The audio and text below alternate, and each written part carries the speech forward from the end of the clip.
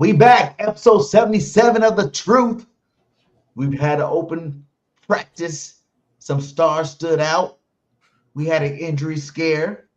We're going to talk about all that and much more. But before we do, let's give it up for our boy, Jalen Carter, for being number 43 on the top 100. JC might be the best football player I've ever seen, bro.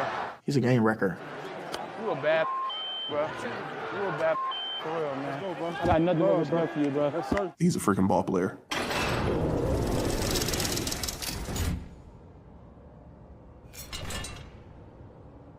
This kid is freaking good. He's a monster. He's a powerful rusher. A big hit on Mahomes. Really explosive. He's explosive, he's strong. He has all the attributes those D linemen have.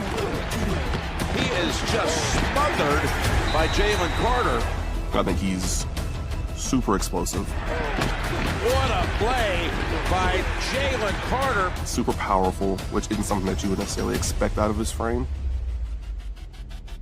Yeah, I mean, he's physical. He's a great pass rusher.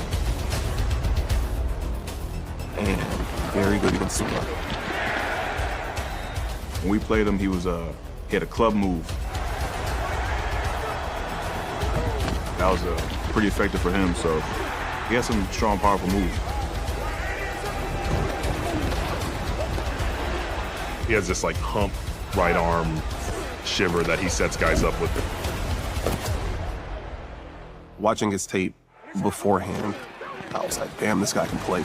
To see his growth throughout the year, he only continued to get better and get stronger as the year went on.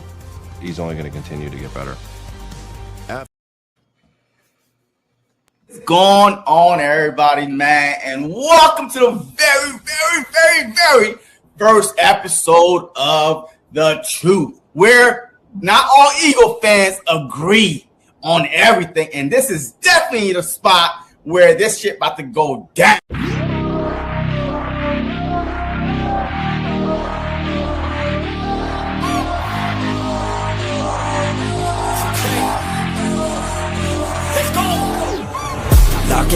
Gotta stay locked in, goggin. Gotta ball out like Robin. Straight to the top, I'm all in. Ordinary beats like a toxin. I don't wanna be like Robin. I just wanna lead, no watching. Fuck caution, I ain't gonna be common. I got the confidence, like I'm on the shit, like I'm the baddest bitch in the club. I'm here for dominance, I'm being honest, that's what I want. I'll never give up, I want the whole place sold out. My name in every mouth, you know I'm after this shit. Till the world say my motherfucking name. Say my name. Say my motherfucking name. Say my, you know I'm after this shit. Till the world say my motherfucking name. Say my name. Say my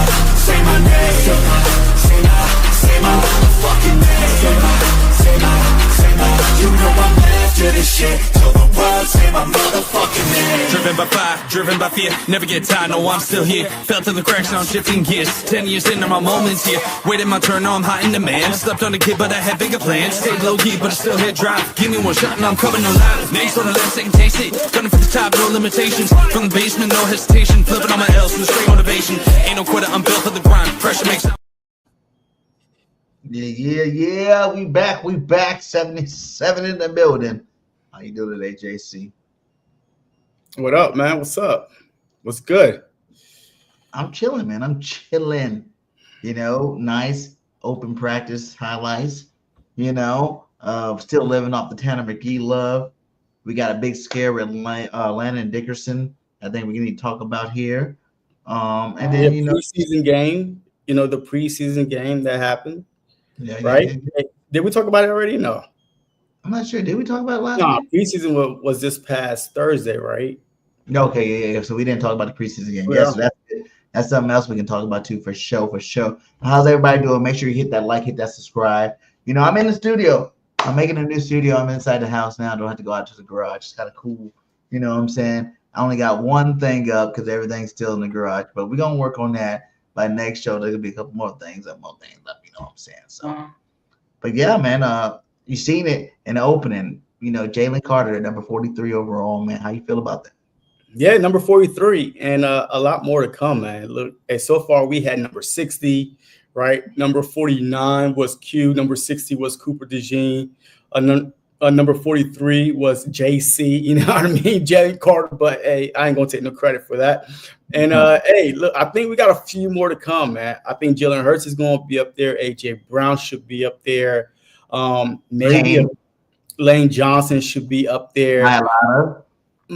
Mariota, yo, wait, wasn't he? Yeah, I think he already went though. No way. I think Mariota already went. No way they could put Mariota before. Yeah, I think he went at like number 90 or something, man. He was that low. I think. I don't think so. I don't know. Let us know in the chat, fans. But anyway, man, look, we should at least have a few more guys on the top 100 for sure. But Jalen Carter at 43, on his second year in the league. Next year, this upcoming season will be his third. And the amount of respect that he getting from not only 1 or 2 year players, man, but veterans in the league, man, offensive linemen. I mean, they are impressed with the way he's already, growing up so fast in the league. So, I mean, look, I'm excited for year 3. I can't wait to see what happened in year 3. And that's why last week I told you, no matter how big of a step Jordan Davis, a.k.a. Big Baby, takes, hey, I don't care how big of a step he takes, he would never, ever be ahead of Jalen Carter, okay? Ain't nobody talking about Jordan Davis, but everybody's talking about Jalen freaking Carter. Have you ever heard of the silent assassin? Yeah, no. That's gonna be Jordan Davis this year. The silent assassin. Yeah, I know. After that clip today from last week too, I put it on my page, man. Like, what I'm saying, if Jordan Davis comes out, if Jalen Carter has the same year he had last year, and Jordan Davis comes out, balls out, and get to between 6 and 8 sacks, plus being the number 1 run stopper on our defensive line, and playing 50%. Well, let me tell you something though. If Jordan Davis have the year that you think he's going to have, there's no way that Jalen Carter does not take a big step forward, because now he ain't got to worry about the double teams or triple teams. You saw in that video that you played how guys was playing them, but he developed the club move, that like different moves that got him to the quarterback. So if Jordan Davis look, I'm praying to little baby Jesus that Jordan Davis does take the next step, because that's only going to unleash JC, to feast on the quarterback. So all the sacks you're talking about, him not getting the elite defensive tackles, the Aaron Donalds, the Dexter Lawrence, if Jordan Davis play like the player that you said that he's going to play, I guarantee you any amount of money that Jalen Carter will have double-digit sacks. All right. So it's going to be on Jordan Davis, though, right? Huh? It's going to be on Jordan Davis if you take the next step or not. Yeah, and I think he's going to do it, man. I feel like it, barring injury, knock on wood, but he's going to be that dude this year.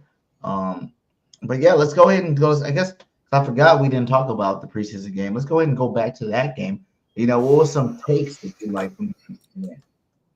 Oh shoot, man! As a matter of fact, I wrote down some hot takes, man. All right, my first hot take. Well, my takeaways from the preseason game that I saw. Number 1, right? We had a good backup quarterback. The Philadelphia Eagles always find good backup quarterbacks just in case anything happens, but we still have a guy that can step in and play without changing the whole system.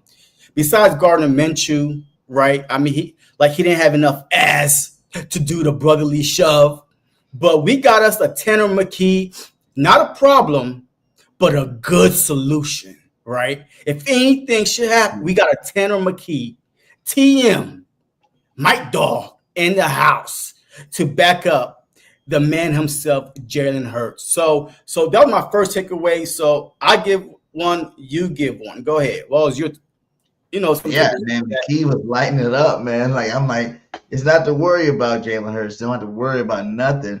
But when you're talking about money, and if the Eagles win like 2-3 more Super Bowls, I know you're gonna want to keep Jalen Hurts forever. But we gonna somewhere along the line either A, stop paying Hurts and let him play, or B, trade him for a first round pick, because the way he played at the end of the season. Who Hurts? McKee. Oh, the way he played at the end of the season and the way he's already starting to play in his preseason start, man, that guy's lighting it up, man. Like, it looks pretty, it looks great. I'm like, damn, if we didn't have a quarterback, I'm like, McKee to start. But we do got a quarterback. I'm not worried about that. Jay Hurts still that dude, but man, McKee's playing good. But another guy, I really want to say, what's that little dude's name, man? The little freaking mini AJ Brown out there. Darius Cooper. Darius Cooper, man. That guy looked good out there, man. And I hear he's getting more first team reps. Darius Cooper could be that 4th, 5th receiver on this football team, man, because we already know top 3. And then, you got Wilson, Anais Smith. If, Elijah Cooks get back healthy soon enough, you got him. But, Darius definitely had to be moved up to at least number 5 by now from the performance he's had, in that preseason game plus, the open practice. Yeah. I mean, that was another one of my takeaways. The Philadelphia Eagles have wide receiver depth, man, right? Like, behind the big 3, of course, we know A.J. Brown, Smitty, and to me, Jahan Dotson. Right now, it's Johnny Wilson. He stepped up, right? All y'all was bashing him. He can't. Johnny did have a game. Last live, man, y'all saying that Johnny Wilson cannot catch.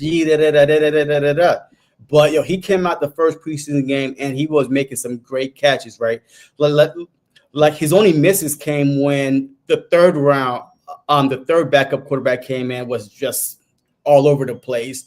But he made a name for himself, right, to be that 4th wide receiver. But also Darius Cooper, like you said, to me, he's ahead of Anais Smith because if you're trying to keep 5 wide receiver, Jahan Dotson could return kicks. Anais Smith right now, that's the only thing he's doing right now is returning kicks for the Philadelphia Eagles. He's not really in the lineup like that. So if you weren't about, hey, which 5 wide receivers should we keep? I would put Darius Cooper ahead of Anais Smith because he's a more physical, and this dude could catch, man.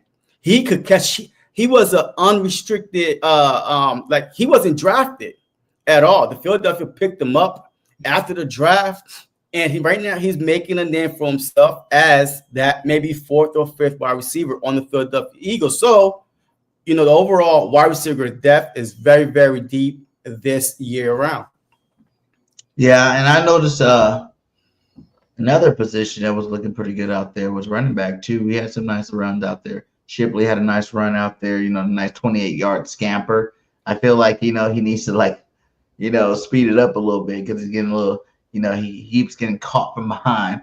And I think, if he can just get that next gear, get some touchdowns, that'd be great for him. But, other than that, the linebackers, man, especially with this open practice, man. Hold on, before we move to the linebackers, man, I do want to add more to that, man. The RB2 position right now is wide open, right? Even though I still feel like that Shipley will be used a different way than A.J. Dillon, because I think A.J. Dillon and Saquon Barkley are your 1-2 punch for short yardage, right? At the goal line. If you don't want Bark, he want to take a breather. We got down to the 10-yard line, the 20 inside the, the red zone, and you could easily bring an A.J. Dillon and not miss anything power-wise, to get between the tackles. Now, Shipley, to me, he's more of a, swing back, pass, a running back screen with him. But definitely, man, hey, we could look. Our 3 wide receivers are set. Our 3 running backs are set. Like to me, there's no need to add no more. We're good. If you're trying to cut some fat off the 33-man roster or the 53-man roster, 3 running backs is all you need. Barkley, A.J. Dillon, and Shipley. There's no need to bring nobody else into the picture. Yeah, that is good. I forgot the one's name though. It wasn't. It's he scored a touchdown at the end of the game. He's from Texas, right? The Yeah, yeah, Texas yeah, running yeah. back? Yeah, the Yeah. Texas running back picked up. Yeah, he was behind DeJean Robinson. Yeah, he was behind Robinson, and he was a pretty good running back too over there in Texas. So Yeah, but we will see. Like I said, those are the top 3 running backs, so we can't even deny that. If we keep 4, then there's a nice little battle there for that 4th spot. So, and then if we want to stay to the offensive side of the ball, like even the open practice, I like seeing Hurts out there slinging that rock. I know he had a pick 6 to Nolan Smith, but it was good to see Jalen Hurts back out there because we don't see him in the preseason. So anytime we get to see him, out there is awesome. And I'm glad to see him out there. Yeah, facts. Did you go to open practice? Huh? Did you end up going to open practice? No, I did not go to open practice, man. I mean, it was on a Sunday. I mean, it's not a game, so it is what it is. But you know what? Hey, so far we done hit a few of my takeaways, man, from the game on Thursday night. We talk about McKee already, the wide receiver depth, the RB2, AJ Dillon, and Shipley. And now, look, before we move on to the defensive side. Yeah, Kevin Patullo. Kevin Patullo play calling, man. I don't know. Like, yes, we know it's preseason, vanilla, offense, whatever it is. But man, these wide receivers was running wide open. Like it's almost like he saw what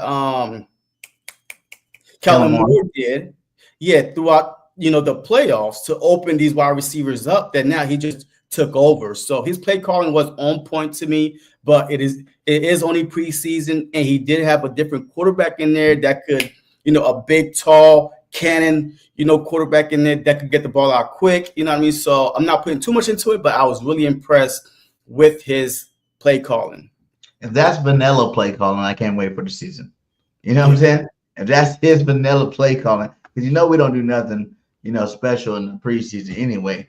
So if that's his vanilla play calling, man, I am looking forward to the season. Like you said, receivers were wide open. There wasn't too many real contested catches out there.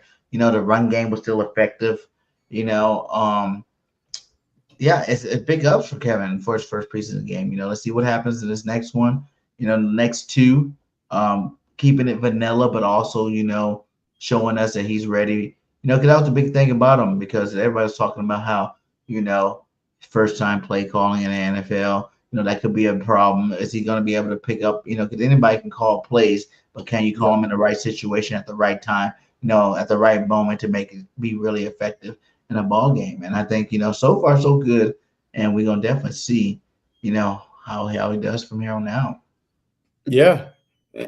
And then, hey, right now we could go one positive. Well, I guess we could talk about the defense. All right, let's talk about positive first before we go to the negative. Like the two highlight on the defense was Ty Robinson and Jihad Campbell. Go ahead. I know you've been dying to talk about Jihad, so I'll give you the mic first. Jihad is that dude right now, man. Oh my God. Jihad Campbell, how did you fall to the Eagles, my God? Because first off, we weren't even expecting this guy to even play football, until like middle of the season, maybe 4 weeks in, something like a Cooper DeJean type thing. But this guy is making his presence feel in practice, in games. This guy, he almost had an interception in that game. He almost had an interception, which would have been nice. But, just showing that he is here and he's here to play some football. Like, I think it was one play in the open practice where I seen him toss Jurgensen. He tossed Jurgie, he tossed him off the side of the field to make it stop. And he's only going to get better and better every day that goes by in this defense. So he's learning it. And the fact that, he's been blitzing from the linebacker position and getting home a lot. You know what I'm saying? Like, he's been blitzing from the linebacker. Now, I know everybody wants to see maybe use him on the edge sometime, but right now you're looking at like, dang, you might not even have to put this guy on the edge. He can blitz from the linebacker position and still get those sacks. So, man, the sky's the limit. I feel bad for guys like Nakobe Dean and Trotter, because Trotter's having an awesome, off season here too. But man, the way Campbell's playing, man, there's no way in hell you're gonna keep him off the football field. It's gonna be Campbell and motherfucking Bond until further notice. But like you said, hey, look, we could play Trotter, Bond, and Campbell with different packages because you could always make Jihad a rusher. But I do have the Baldy clip that you was talking about, from the preseason. So let's see what Mr. Jihad, this is the Baldy clip. All right. If you can see it, fine. Yeah. All right, let's go. Let's take a look at the night that Jihad Campbell had on this play here. He's got the tight end and man coverage. So he's running with him right here, but then he feels the play underneath, and he goes and puts a little lick on Chase Brown. Okay, good. Now you watch him attack the center here. This is how you come and attack it. Bam, now he gets called for the hands to the face. All right, they'll clean that up. But still, he gets off the block. He does it over and over again. You watch him take on the guard here. Like, excellent with his hands, slide, skate, tackle. Bingo. All right, now here comes the tight end on a fold block. Tight end on a fold block, makes him whiff. Now he's square. Square, and now he's able to put a hit on the back right here. Now, they blitz the back right here. All right, now he gets cut. He's got to protect himself better, but he bounces up like he's made of rubber. And then the play of the night for him was this. I mean, he does everything right here. All right, reacts to the ball in the air. Nice hit right here. Ball pops up. He wants this one so bad. Oh, does he want this bad? I got a chance for an interception in his first 15 plays, in his first NFL action. He did everything but the easy part, just catching it. But there'll be more plays to come just like that. Yeah, man. Hey, facts, bro. Yo, this dude is a monster, man. And the problem, look, the ball recognition to me is amazing, right? Even though he didn't get through the offensive guard, the offensive lineman, but for him to, boom, he tried to get through. He saw the ball, a carrier, and went for it, man. Like, we don't need no guys that's getting stuck, right? That's one thing about Trotter to me. Like, I don't know if it's physical enough, but he seemed to be getting stuck and not going after the ball carrier fast enough. To me, that's the difference right now. I see, besides Jihad being bigger, Jihad being stronger, Jihad being faster, Jihad being a first round pick, Jihad being, a champion of his own. Trotter, he'll do, but Jihad's a beast, man. He's on a different level, man. On different level. Yeah, man. Like I said, man, I'm saying, Kobe Dean, you better come back 10 times better than what you did last year. If you think you'll get your spot back, because that was also a good move. Like you said, we can just rotate him and use him as a weapon this first year, and maybe even see how it goes by next year. But that just means Bond's gonna be gone. Somebody's got to go. Nobody got to go anywhere, bro. Like, you need. Look, the problem is this. And right now, we are in a good situation, right? Because Bond is paid for 3 years. I got it.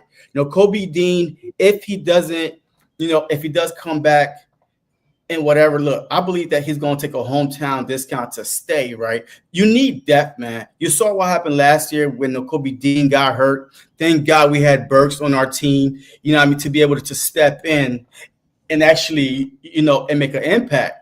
But Kobe, he doesn't need to. Nobody needs to go anywhere. You need some good linebackers in the NFL. Special teams. Hey, you could always find a place to put them in it, to hide them on the 53-man roster, right? That's a good problem to have, right? Hey, Trotter right now. Look, if Jihad beat Trotter, to me, look, that's saying more about Trotter and why he dropped to the 5th round, more than anything, right? He's not as talented, as skilled as the linebackers we have on the team. Yeah, plus he's been there a year already. So if you give up that spot to, or it could be policies. But like I said, there's a big thing with Trotter is his size. Jahan's a big linebacker. Bond's a big linebacker. Those are big linebackers with big advantage of big athletic linebackers that can fill holes, and also get interceptions and, guard tight ends, guard bigger, defenders, and get off blocks a lot easier because you're bigger. Faster, stronger. So no matter how good, Trotter really is, if Jahan keep playing the way he is, he's not going to even have a choice. It's just a better player be playing. But I'm not going to lie, man. Look, Kobe Dean is doing everything he can to come back stronger than ever. like you can see, man, like he is progressing very, very well, right? I mean, this is not an easy thing to do, but I mean, the knee looks fine. You know what I mean? Like good explosive, like good high knee, and he's dragging some shit behind him. So to me, he's ahead of his recovery. So he might be able to come back after 4 games, right? You know, I could start him on the IR for 4 games, and then just bring him back. So he's trying everything he can, man. And this is what I like to see, man. A guy putting in the work in the offseason, because we hear the rumors, man. We know the Eagles drafted a linebacker for a reason, right? Because he can't stay healthy. So all you gotta do, man, look, put in the work and come back better than ever. You know, us fans, we are very, very critical when it comes to players, man, giving up on players very easy. Like Brandon Graham, right? You know, his first 4 seasons, hey, we wanted to kick him out of town. And now this dude is a Philadelphia Eagle legend, man. Like, I'm tired of us trying to get rid of a player, especially the same reason why in the beginning Graham was hit and miss, because we actually had some really good edge rushers those years too. That was ahead of him too as well. So different schemes too. But like I said, like Nakobe Dean could be good and dandy and all, but you know, if the height and size is more of a plus for an Vic Fangio style defense, and you know, there's a lot of good players to get traded, you know, when they don't fit the defense anymore. But I seriously think, man, if Dean ball out, man, he's gonna come back, man. A lot of these players, man, and you even heard Uche, he talk about the Philly culture, man, like Howie Roseman, man, from the lunch lady, the custodian, like it's a different vibe in Philly.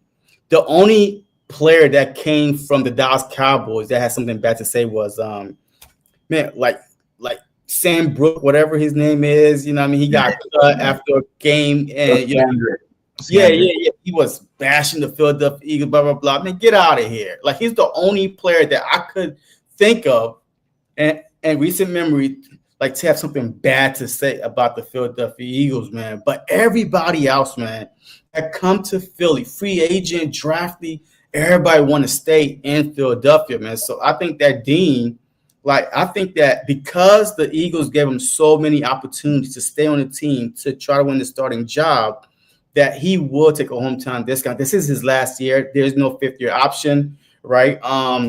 So, yeah, I mean, look, it's a good problem to have. I'd be worried more about Trotter than Dean. Yeah, that's true. That's true. Definitely if you got Dean in the background, then you're still good there. But another guy, you know, who said that exact same thing. That's what we're talking about here. You know, this is a winning organization. So having so much. Right? Oh no, that's Bennett. That's Bennett. Yep. That this is a winning organization. So just having that culture that feels it, that's feeling it, it's definitely just having that culture, that feeling is definitely different. You know, he's talking about the Raiders organization versus the Eagles organization. You know what I'm saying? Like, people, when they come in this building, man, they just say it's how much better it is, how much different it is, how much more it's easier to be their selves and, you know, live up to that high expectation and be out there balling out like they should be balling out, because they're around such great players and such great coaching, just organization in general. You know what I'm saying? Yeah. And look, I love the fact that, you know, Howie Roseman have high hopes for this guy. Like, this is a Howie Roseman type of guy.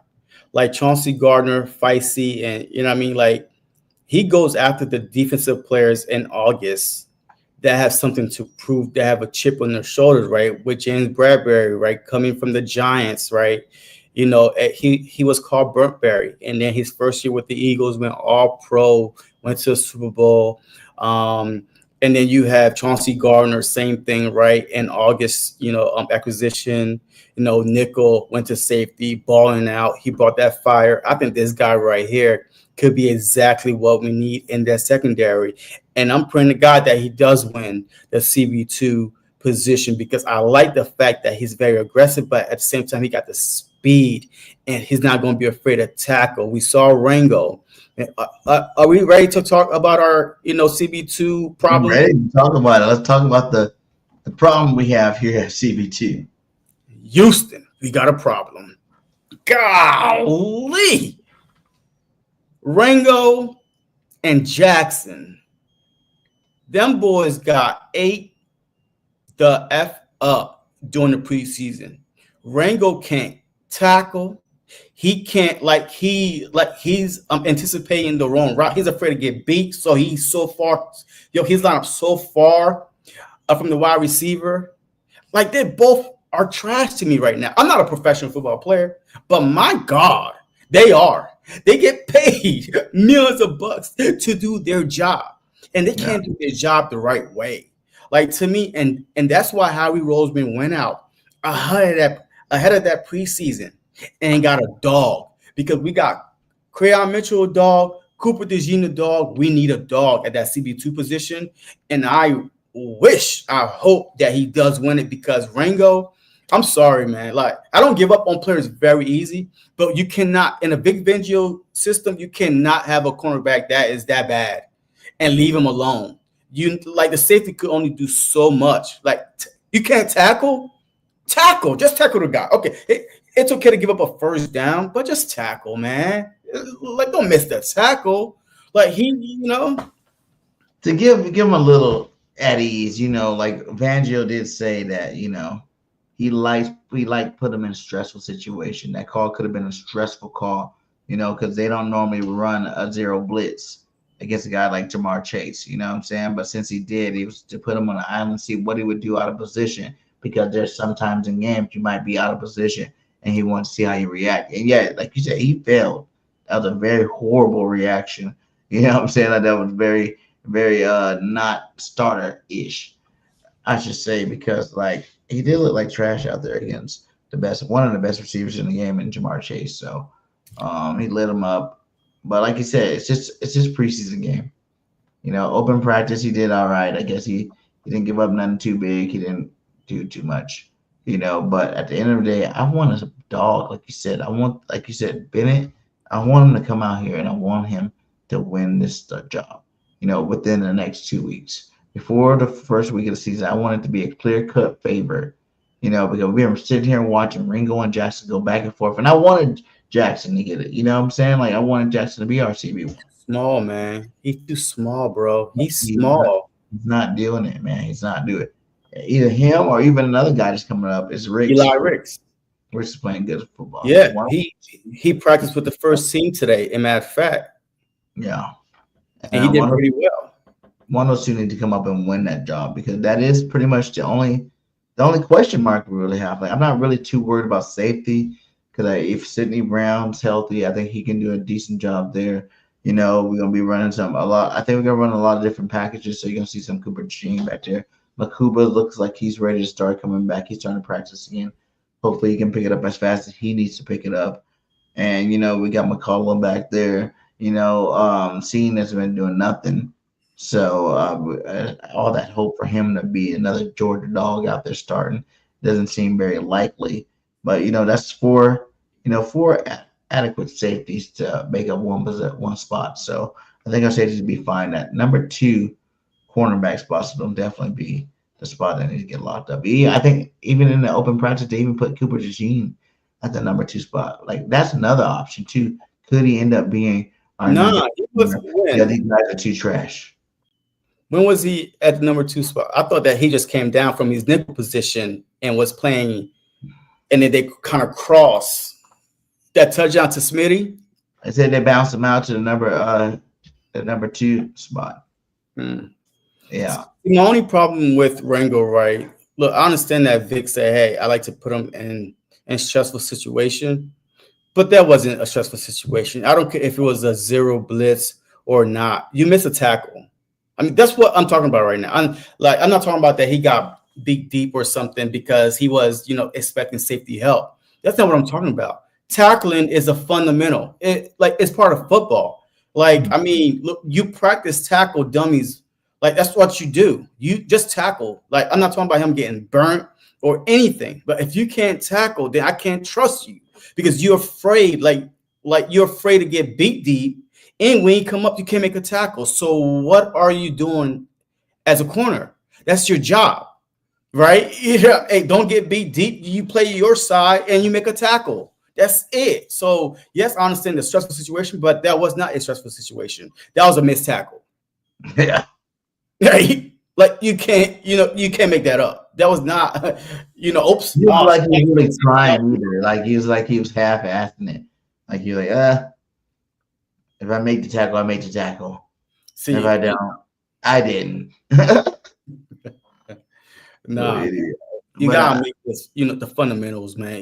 Like you can't fumble in football, right? Hold on to the ball. As a running back, right? You practice holding on to the ball. As a wide receiver, you practice catching the ball. As a DB, you practice tackling. Like, come on now. Like, those are simple stuff as a football player you do, right? This dude whiff. And you know who else is so bad to me? Sidney Brown. Sidney Brown. What? This dude is not a starting safety for the Philadelphia Eagles. He's reckless. He goes in high all the time, or he goes in with his head down. That's why he got injured in preseason game. He came out. I was like, oh my God. This is the exact same problem we had last year when every time he's in the game, he's hurt because he's either trying to come down so fast, so hard, reckless tackling, instead of, all right, where's my target? Let me go. Boom. You should never lower your head until you got your, literally locked in, shoot for your target. Like, I play DB, right? You never come in like this because you can't see nothing. Like, he could have pushed you down. Your head should be up, even when you're about to tackle. Like, you don't tackle like this because even growing up, they have to teach you how to stop spearing. Because when you want to hit somebody hard, everybody's speared. You know what I'm saying? Everybody's speared.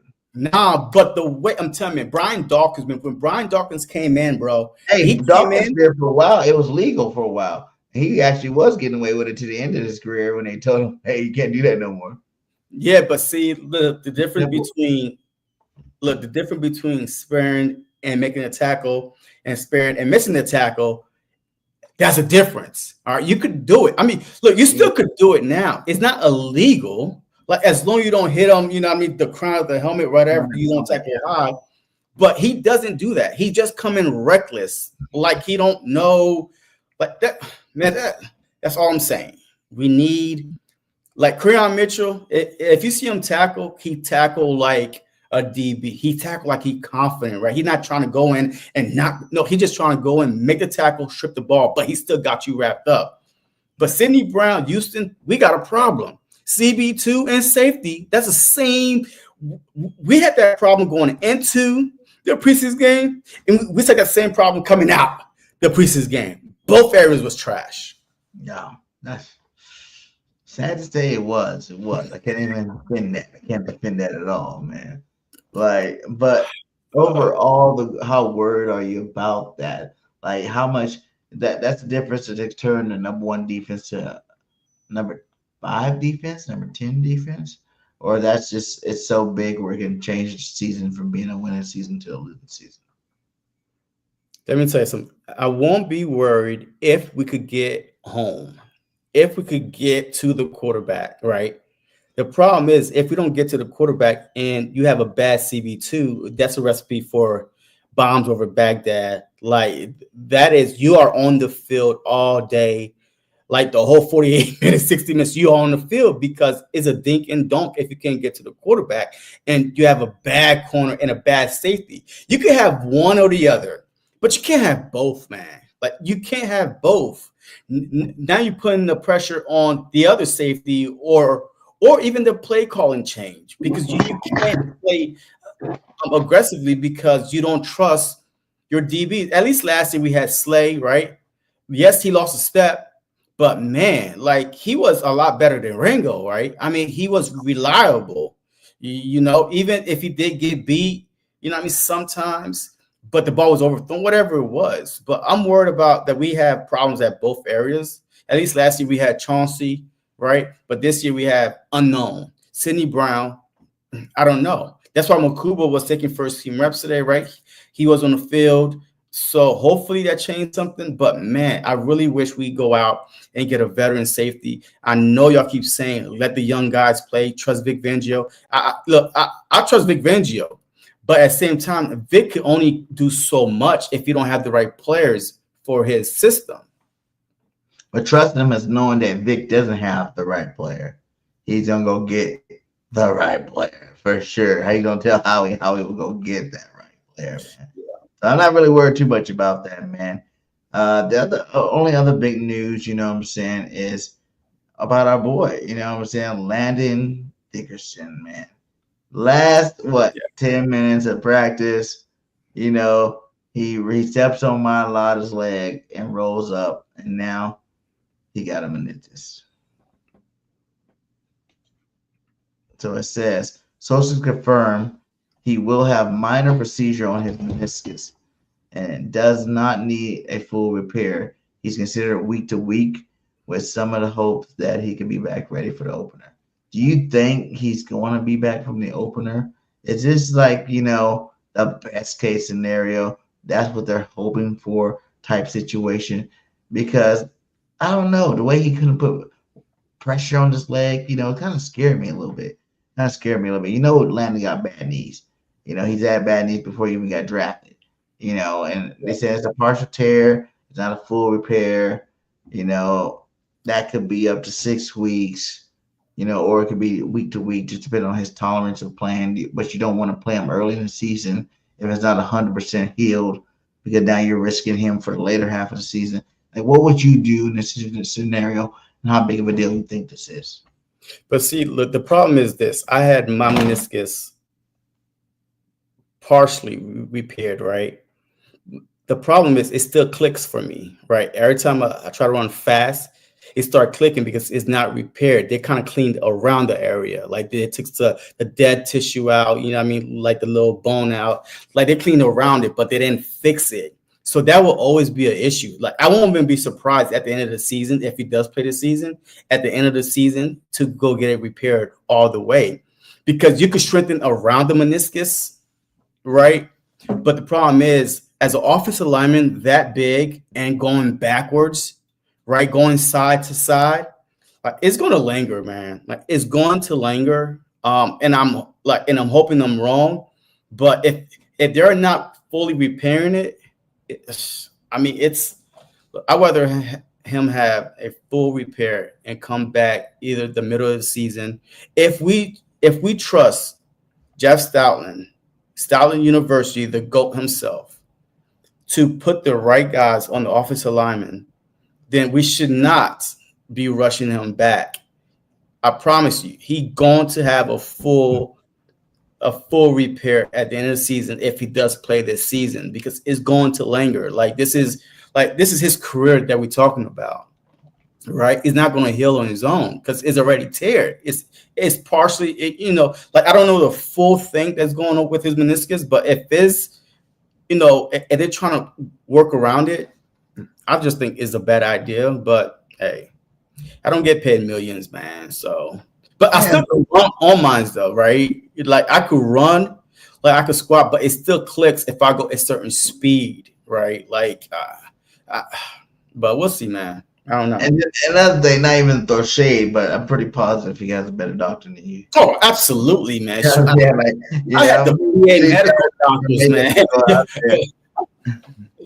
I got VA doctors, man. Them dudes, man, hey, they could care less, man. But he got top-notch doctors, man. So if those doctors say that, hey, he's good to go. He don't risk, you know, he do not take the risk of further injuring it. Hey, look, and let him go. But I still think that he should not play the first 4 games, though. I still think that he should sit out the first 4 games, make sure he's really, really healed, and then come back week 5, right? You know what I mean? So that's just my opinion. But hey, nobody pays me for that's where I'm at with it. I'm like, you know, there's too many people hurt still. Green still hurt, you know. He ain't making the team. Huh? Yeah, Green, and yeah, he ain't making the team, man. Even though we traded him, you know, I think that was like, if he does have to miss a couple games, who you really putting in there? You know, I know you got old boy Tyler says, you know, he didn't come back to sit on the bench. He came back to start. You know what I'm saying? He went with PT, and then you got Keegan. But like the fact that like none of these guys even like fully like even really was competing with Steen for the other guard spot. So that means that the backup is even lesser than Steen, and Steen is definitely a lot lesser than Landon. So it's like, how deep, far down can you go without it actually being a problem? I know you got, Jergy on one side and Mulatto on the other side to help you out, but how much lower can that position get without it being a problem? That's basically what I'm coming at. Look, installing our trust, man. So, hey, look, you're asking the wrong person here, man. I mean, like, I don't know. Go down in those practices, then Jalen started getting sacks from up the middle. Because right now, right, so the person that replaced Landon Dickerson was Brett Toth. Brett Toth, all right. He's playing left guard. He got the start, right? He got the start ahead of anybody else. So he started. So I'm not really too worried, only because he is sandwiched between Cam Jurgens and Mariota. Now, if he was a left tackle, absolutely, I'll be frightened, But because he's in between two Pro Bowl guys, champions that knows exactly, hey, that will, guide them. If you don't know an assignment, hey, look, this is what you got. This is what you got between those two guys. But I'm kind of okay. Right, the same thing with the right guard position, right? Because Lane Johnson and Cam Jurgens, so they are in the middle, right? So they could, just carry the weight a little bit, make sure that they know, hey, which assignment the replacement could have. But so I'm really not worried. But we'll see, man. Like, if he gets hurt, then I don't know. We just gotta trust and just Stoutland. Stoutland we trust, he says. It's Stoutland we trust, man. Hey, what's some good stuff out there too? You know what I'm saying now. Speaking on our quarterbacks, Jalen Hurts. Peyton Manning came out and said some good stuff, and I'm glad to see some videos now that's not hating on Jalen, but actually giving him the respect he needs. Let's listen with the my personal all-time, favorite quarterback, not favorite, but best quarterback. My favorite is Randall Cunningham, but I think the best quarterback of all time is Peyton Manning. And let's hear what he had to say about our boy Hurts. All about his mental toughness, right? Because that's the kind of situation where it's embarrassing and you just don't sort of recover from it mentally or emotionally. So it tells you how mentally tough that he is.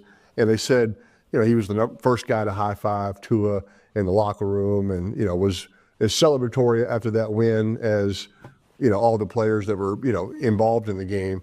And you're right. I mean, he's played so well in both those Super Bowls, but I like the way he goes about it. He calls me a lot. It asks me lots of questions. They actually run a lot of plays that we used to run, Sirianni to Frank Wright to Tom Moore, sort of that chain. And he calls me with very specific questions about certain plays. So he's a student of the game. As another example, you think, he squats 600 pounds. He can, run over guys. He can throw it a mile. But his appreciation of the cerebral part of the game is what's impressive to me, and how he's taken his game to the next level. And I think the sky's the limit with this guy. Have you ever met a more intense, serious human being than Jalen? No. It's almost intimidating when you're in the room with him. And this is coming from a serious quarterback himself. Yeah. Peyton Manning was not a jokester, man. He will cuss you out on the field, on the sideline. Yeah. I mean, for him to say that about Jalen Hurts, like, it speaks volumes, man. And that's why I don't entertain these rankings that y'all trying to throw in my face all the time. Like, the season is here. Like, I don't care about Kellen Coward or whoever is making rankings. Look, I'll save that for the off season. But right now, the season is here. I'm focused on Jalen Hurts, and I'm listening to the positive people. The Michael Jordan, the Tom Brady, the Peyton Manning, the GOATs of the game that talk so highly about our quarterback, right? Like, I'm not listening to people that don't play the game. The Philly media guys, right? I don't care about that. But to hear him say that after he won the Super Bowl, he keep calling them, right? To go and the Hurts this upcoming season is going to be his biggest test by far. You are a Super Bowl champ. People know that. You kind of heard the whole rumor thing all off season. We ran our way to the Super Bowl. If Jalen Hurts is a problem, blasey, blasey. I don't care. If he's built like Michael Jordan, look, Michael Jordan heard the critique and he came out and tried to punish you. He didn't come out to the media and no. He's a silent assassin. All right, not JD, but MJ. All right, assassin. He come out and prove it and show it. So that's why I think that Jalen Hurts, this is going to be his biggest test by far.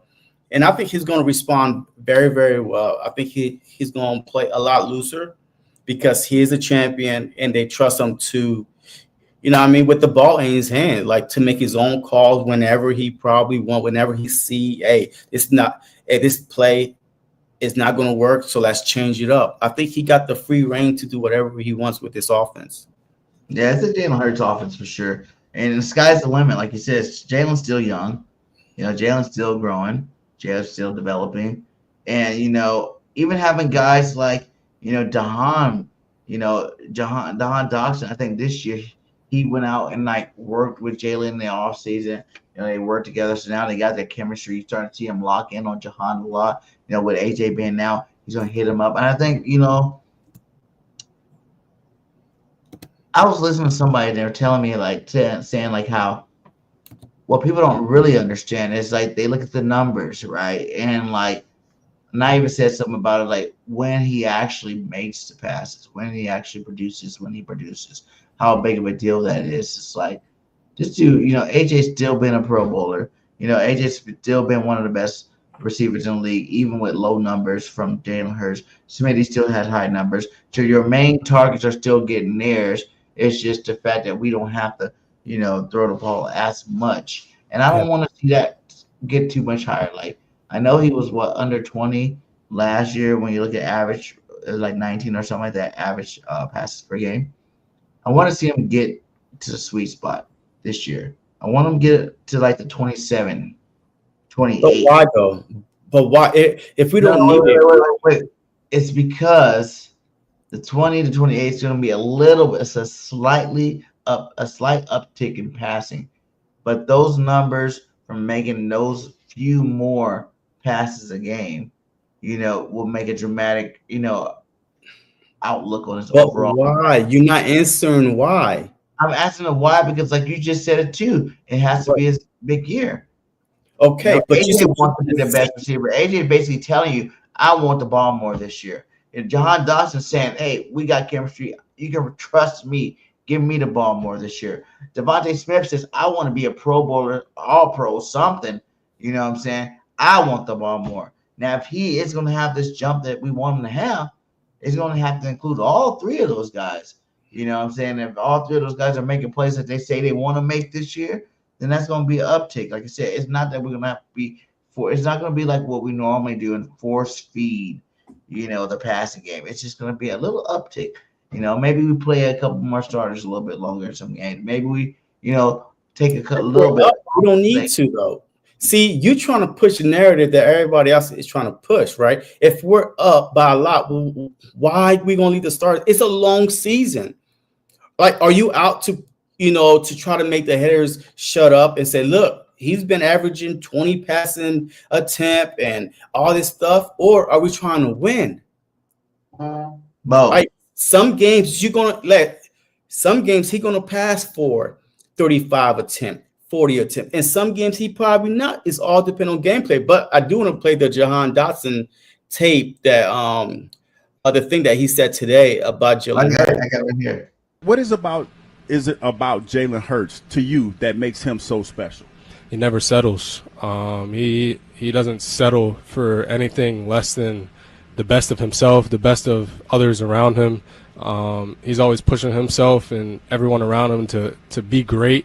Every aspect of everything that we do, and to have a leader like that, leading your offense, commanding your offense it's a beautiful thing, and that's why we win so many games, because we have the head honcho, the leader at the point of the attack, commanding the best out of everyone. Yeah, and look, it's infectious. Huh? It's infectious. Every player wants it. Every player wants to do their best. Because, like, when your top dog is that dude like Jalen Hurts, and that's something a stat book will never, ever, ever be able to quantify. It's his leadership, his guidance, his aura, his machismo, they like to say back in the day, machismo that he got that make everybody just want to flock, man. We got to be that way. He's the standard. He's the standard of this offense. Either you're gonna be like Jalen or you won't be playing. Period. You know what I'm saying? Like everybody got to be great. Everybody got to want to be great. Everybody got to work hard to try to be great. And you see it. AJ's out there being awesome as ever. You know what I'm saying? I love watching that AJ Quignon little double mic'd up clip they had going out there on NFL Philadelphia Eagles. So that was just awesome. Like these guys want to be the best, and they don't care about nothing but winning football games. They're so unselfish. You know, they're gonna make every opportunity count. And when you're unselfish, you start to have good things happen for you. Like Jahan Dotson might not have. You know, I think crazy ballpark figure would be like he has like one of them. What was that dude from Dallas again? Gallup or no? Gallup type years where he actually explodes on the scene. You know, and Jalen does have mad numbers, not on purpose, but you got to realize teams are going to try to stop Saquon early. And if a couple of big deep shots keep hitting, boom, boom, boom. If it ain't broke, don't fix it. Keep throwing deep. She keep going big. And I think that he could be a recipient of a lot of those plays this year with the skill level that he has. He was good out there. He's catching everything. You know, that open practice had a nice sideline catch that I thought was pretty amazing. You know, he kept his feet in bounds. The preseason game, it was nice catch, you know what I'm saying? So I think this is the year that we wanted to see him have last year. Like he said, though, he was here too late to really get aboard and, like, you know, really carve his way in, get the reps in with Jalen. You know, he's coming from behind. And this year, you know, having a full offseason, I think he's going to be ready. And, like, he is the number one. You know, he is a first-round pick, you know, and I want to see him play better this year. And just like it's kind of the same thing. If Jordan Davis is having a great year, that means Jalen Carter is going to have a monstrous year. It's the same thing in the receiver room. You know, Jahan Dotson started lighting it up for touchdowns. It's going to make the job easier for Dallas Goedert, AJ, Smitty, all those guys, because now, you know, attention will have to go to whoever the man is. So I'm looking forward to this offense. I think it's going to be very exciting. Yeah, I mean, look, 2014, like that wasn't a 4,000-yard season from Jalen, but it was a great season from him, and we still rushed the ball good. You know what I'm saying? That's what I'm saying. Say like 2013 was it? 2013, yeah. 13. Was it 13?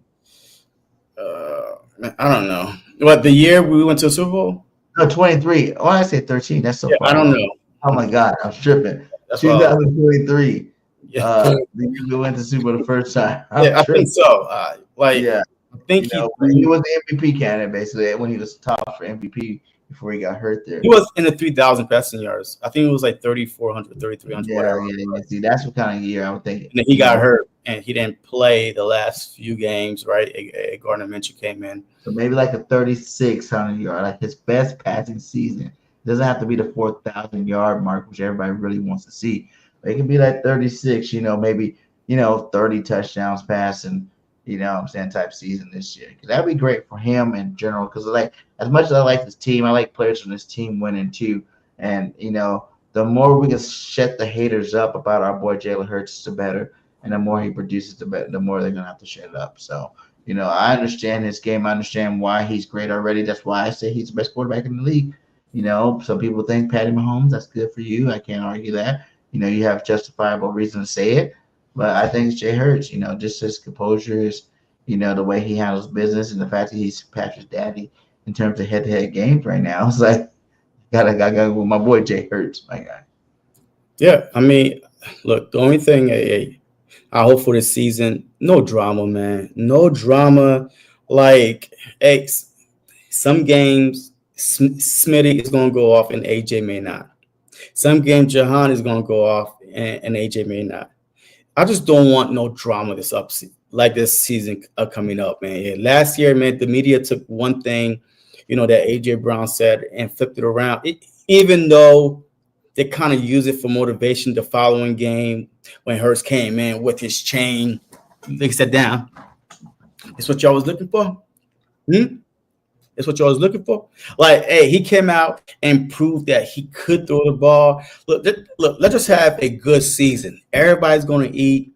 I mean, and that's the problem with the Philadelphia Eagles offense, man. They have so much talent, man. I don't know no other team in the league that has so many weapons on the offensive side that you're like, oh my God, please feed AJ. So I won't hear no complaining. Please feed this person so they'll be happy. I don't know. No, they said it's like, how can you stop if Saquon's hot? How you stop it? Why would you want to stop it? You gotta let it roll, my guy. They need some status, right? So the stats, the Pro Bowl numbers, right? The All Pro numbers, right? Like their bonus kick in if they reach certain milestones. So, but as long as everybody eat. And that is the biggest thing everybody don't realize. It's what we said last year. It's not that he can't, it's he doesn't have to. Yeah, we don't need to. And every quarterback wished they didn't have to. Every. They were going through a lot of stats about quarterbacks that have to pass all the ball.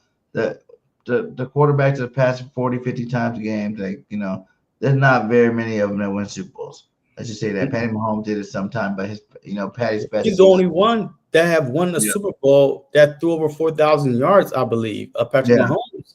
I don't know no other quarterback. Even Tom Brady wasn't throwing for no 4,000 yards like that. When he won the Super Bowl, yeah.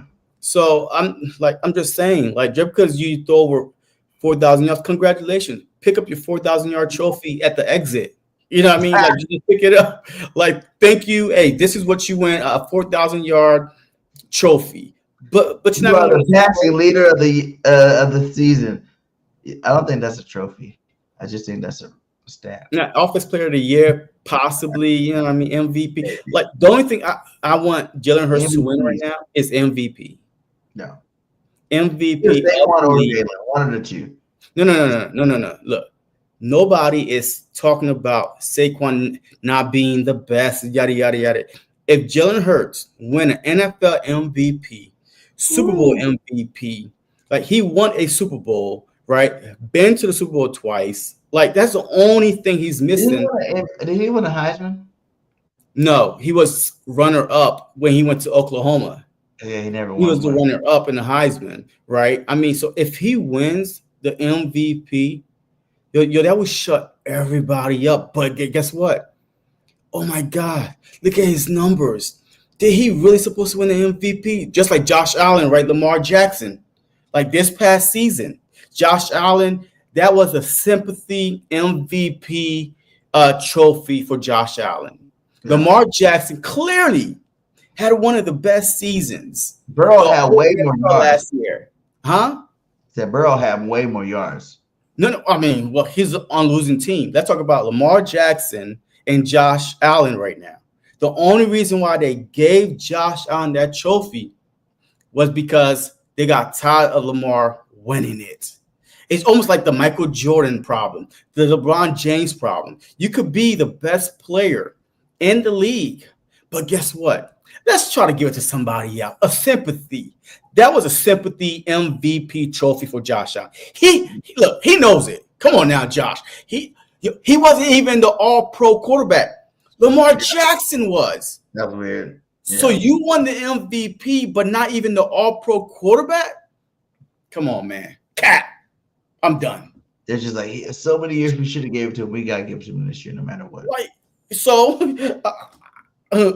I mean, that was the most bizarre thing I've seen, that a quarterback won the MVP, but he wasn't even the best quarterback in the league. The all-pro quarterback did not win the MVP. So, but this one, I want Jalen Hurts to clearly be one of the best, including his rushing yards, including his rushing touchdowns, one of the best overall quarterback and the best record, taking his team to the Super Bowl. That's your MVP, right? Hey, Dak Prescott, he should have won the NFL MVP a couple years ago when Lamar Jackson won it. But guess what? But Dak was beating a lot of tomato can soup teams.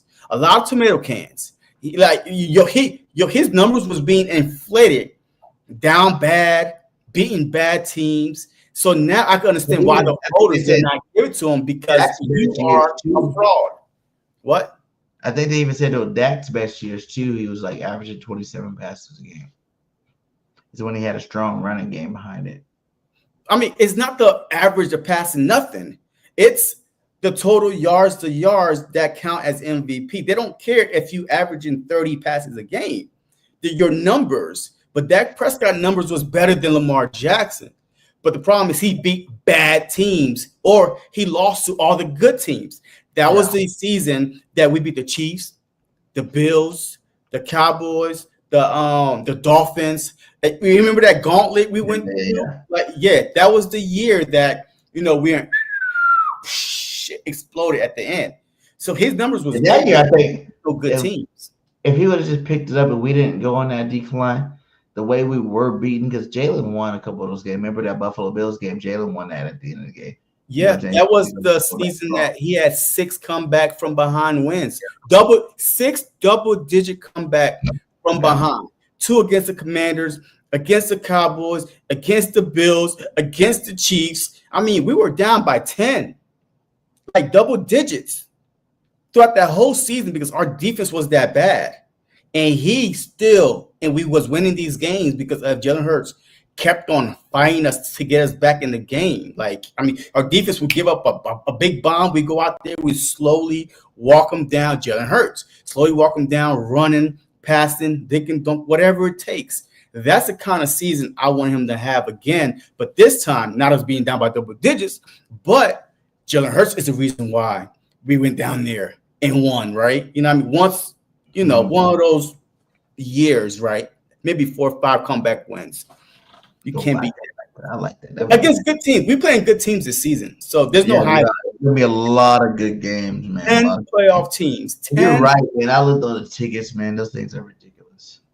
10 playoff teams, man. I'm not going to the first game either. Yeah, I think the NFL is punishing the Philadelphia Eagles. The Philadelphia Eagles are the only team in the whole NFL does not have back-to-back home games. The whole season, not one back-to-back home games. And one of the only teams that's playing 10 teams that make the playoffs last season is on the schedule. What kind of shit is that? Hey, I like that you bring that up because AJ was asked something about that. Check this one out. Ask Lane and Cam, and I'll ask you the same question. What week this year do you think Nick Sirianni will be on the hot seat from the fan base? Obviously, I'm gonna say we're gonna win. Yeah, but one loss, and guys like that right there are gonna say we somehow lose the first game of the season. It is up for Nick Sirianni. Yeah. You're not wrong. It is up. The Cowboys. There will be a fan who will be like, I don't care that he just won a Super Bowl. And they're gonna call in to whip. Yep. And it's gonna spark like a wildfire. Do you think there is a instincts where Nick Sirianni will be on the hot seat this year? If we start 2-2 or 2-3, I think that he will it's going to be a lot of calls for Nick Sirianni to be fired or whatever it is. But the problem is this: you can't do that, right? You can't do it. But it's Philly though. It's Philly. Every player that loves to play in Philly, every coach that likes to coach in Philly have thick skin, right? They never say, "Oh my God, poor me, I can't do this." No, only the weak ones, like Carson Wentz, right? Like Ben Simmons, right? Like Markelle Fultz, right? Those guys that wasn't built to play in the city of brotherly love. Those are the kind of people that want to quit. But Nick Sirianni, man, look, he gonna say, "Look, I've been here before.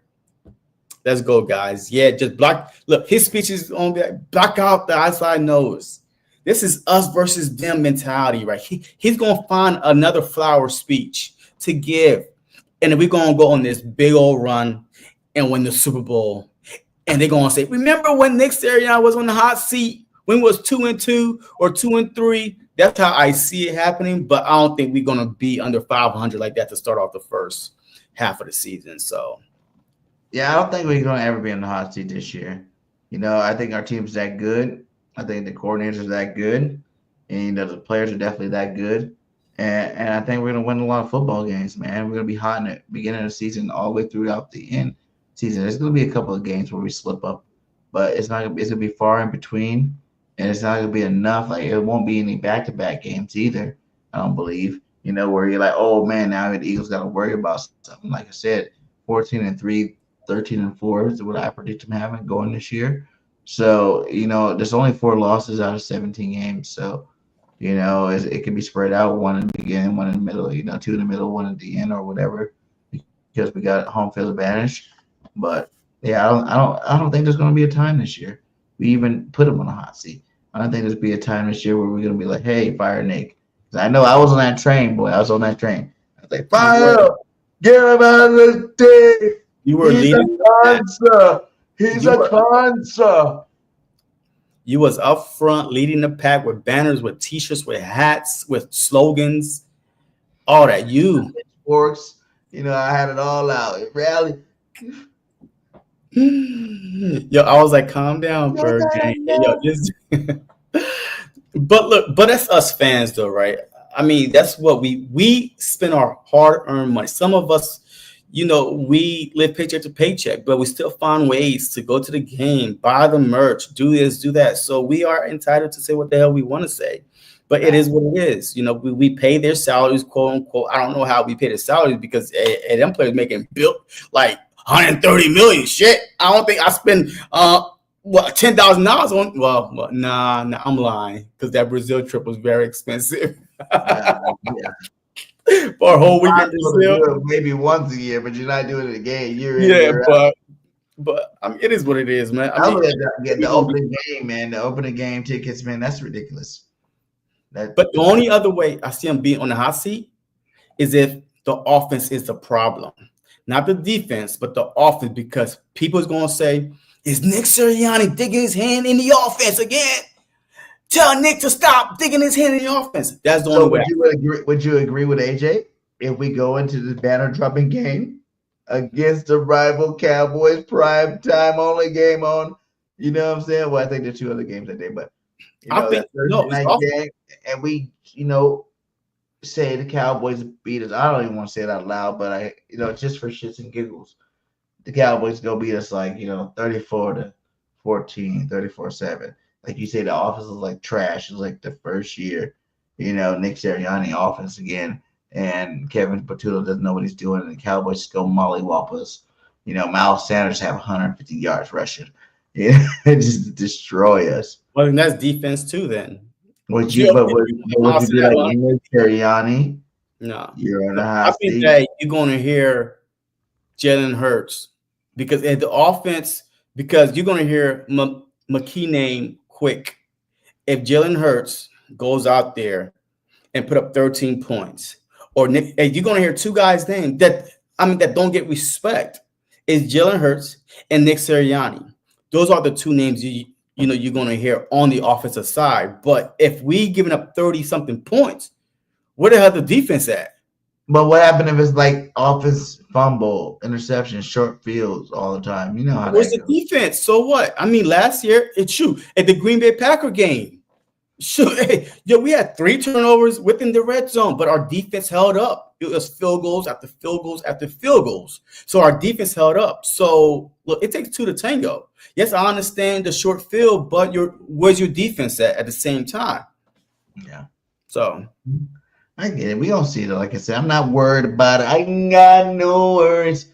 I think the team's gonna be perfect this year. I think it's not perfect, but as close as you can get to perfect. And no one says that the Dolphins 17-0 season can never be repeated, but this team is talented enough to do it. I'll say that. Yeah, I think, Jonathan Harvey, man, and my main concern is the Eagles candidate for CB2 being Ringo and Jackson. The secondary will get shredded having to face Dallas, Washington, and G-Man weapons, not to mention Lions, Ram, and KC. Look, man, all those games are defensive line going to have to show up. The secondary can only hold up so much.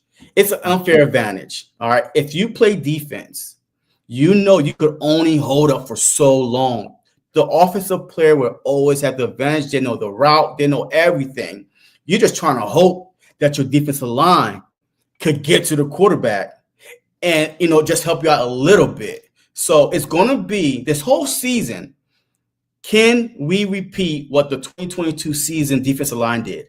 Can we be top 3 in sacks? If we are top 3 in sacks, we're going to get a lot of turnovers, a lot of tip balls, and our secondary is going to be one of the best because the ball is either coming out too quick or not getting, to the wide receiver. I feel like this season is going to be on the defensive line. Did we let Milton Williams walk, right? Did his replacement? Did we make a big mistake by not signing Josh Sweat? So those are going to be the questions if we can't get to the quarterback like we did last year. Like last year, the first 4 weeks, we had like 3 sacks, 5 sacks. Until we played the Giants, we had like 5 in a game. And then the Bengals, the Browns. So we cannot go into the season not getting to the quarterback with Jalen Carter, Jordan Davis, Uche, Nolan Smith, Moro Odromo, Jellis Humps. We have some dogs to get to the quarterback. If we can't get to them, that's going to be a bigger problem than our secondary. I think it's going to be more of a mix this time. This last season, our biggest thing, we won the Super Bowl was the turnovers. Remember that Super Bowl year, the sacks, we didn't get that. I mean, we had a lot of sacks that first Super Bowl, but we didn't have as many turnovers. You know what I'm saying? Like, it's one thing to sack, in terms of field position, but turnovers actually give the offensive ball back. So I think this year we did have some sacks, but it's nowhere near what we had in 22. To be more of a blend, really high number of sacks with the turnovers, though, this year.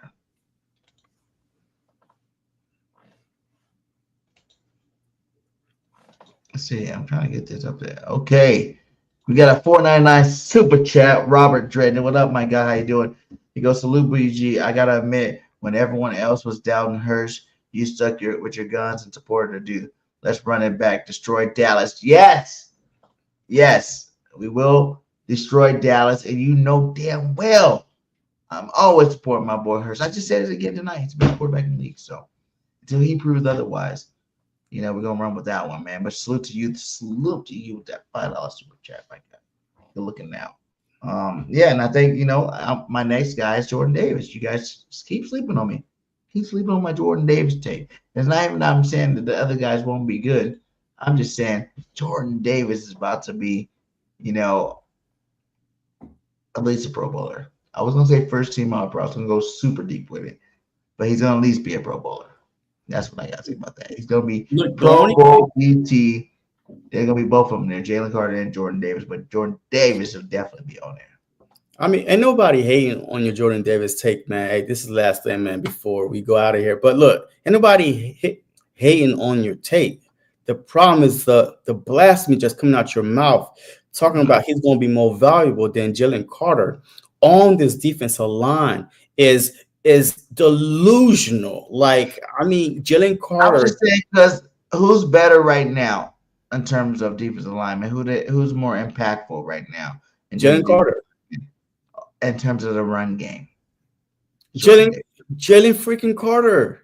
More impactful is Jordan Davis. Because he's getting to the backfield. As soon as the ball is snapped, he's impacting the handoff, my guy. Like, he's catching the running backs, making them change direction in the backfield. Like, didn't you see, like, those players talking about him, how he's, how dominant he is, how he get, like, in the backfield so quick, like this dude. And then I love the fact that even when the quarterback is about to spike the ball, he's trying to get under the center to affect the snaps. This dude and he doesn't get off the field. To play 100% of the snaps is crazy to me. Like, I don't know no defensive tackle in the league what he's doing. Jerome Brown year. How about that? Huh? Reggie White, Jerome Brown type year. Where Jalen Carter's plays like Reggie White and Jerome Brown, Jalen Carter. I mean, that's fine. That's cool. That is perfect for me. That is perfect. Look, I would love it. I mean, I'm not hating on your take at all. It's just you need to kind of, stop this. Everybody said that about Hurts. Stop disrespecting them. Number 43 NFL top 100. Like Carson Wentz is the best. Hurts is not going to ever play. Carson Wentz. I was like, nah, man. Jay Hurts about to do his thing, my guy. Okay. But hey, man, what's next? Who we play next? The Ravens? With the Browns. Oh, yeah, the Browns. Yeah. What do you like? That starts tomorrow. Did you see Shador? No, I don't care about Shador. Hey, Shador looked nice out there too, my guy. Shador looked nice to be a fourth string quarterback. I think he got a chance to beat out Pickett. You know. Okay, I mean, hey, that's the Browns' problem, not mine. but if he does, look, every year when we have joint practice with the Browns, we almost dominate them, right? Our defense shows up, Hurts, hey, he carved them up, and I don't anticipate anything different this joint practice. We start. Who did they get on the defense? They got Garrett, but who's the other guy they got? The first round pick. Yeah, I forgot his name, but I don't hear him making that much noise anyway. From the Michigan, right? Or no? Was it Michigan? I remember who it was. But I remember he was supposed to be really good. I remember. Yeah. If the Eagles got him, that'd be cool. But we'll see. Hey, our offensive line, hey, if they are that good, then they should be able to handle them. They're getting beat up right now. You know, offensive line a little beat up. Just one position though. One spot. Position. But the backups are beat up too, so we'll see.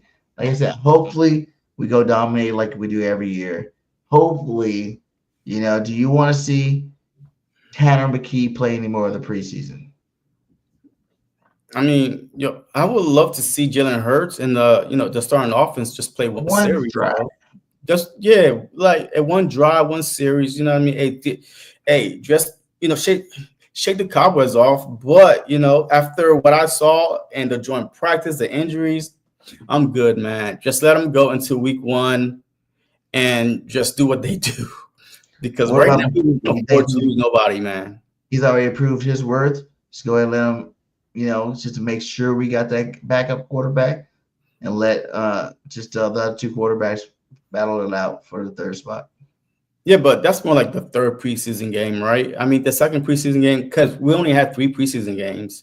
So this is usually the dress rehearsal for your starting offense to go out there to do at least a series or 2. But Nick Sirianni being who he is, man, he never even had these guys out. But I just don't want to see us start off slow week 1. Banner drop, divisional opponent. Let's not go 3 and out, and then be behind 7-0.